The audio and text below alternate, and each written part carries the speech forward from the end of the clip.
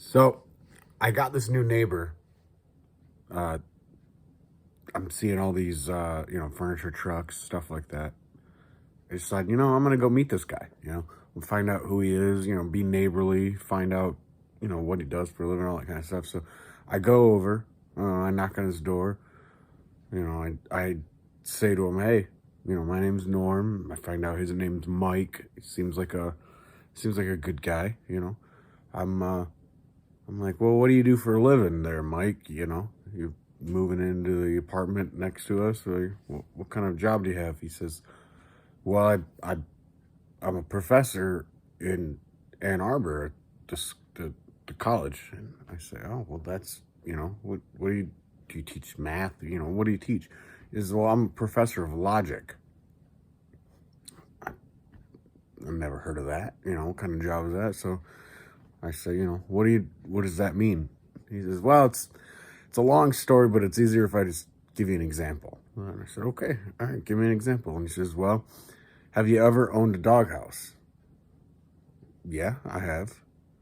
He says, well, then you must had a dog, right? And I said, yeah, okay. And he goes, well, you had a dog, you must be a family man. And I said, oh, yeah, I guess I consider myself a family man. He says, so you're heterosexual? And I say, well, yeah, that's correct. And he goes, well, that's what logic is. Like, I can pick out one thing and figure out a story behind you. It's like, wow. I never heard of that. I didn't know that was a job, but all right, cool. So then I leave, and a couple days ago, I'm at the bus stop waiting to go to work, and there's probably 6 of us there, and one guy, he lights up a cigarette, says, every time I light up a cigarette, the bus shows up. I'm like, he finishes the damn cigarette and no bus showed up, so well, there's that. And he says, well, anyway, what's new with you? And I tell him the experience with my new neighbor.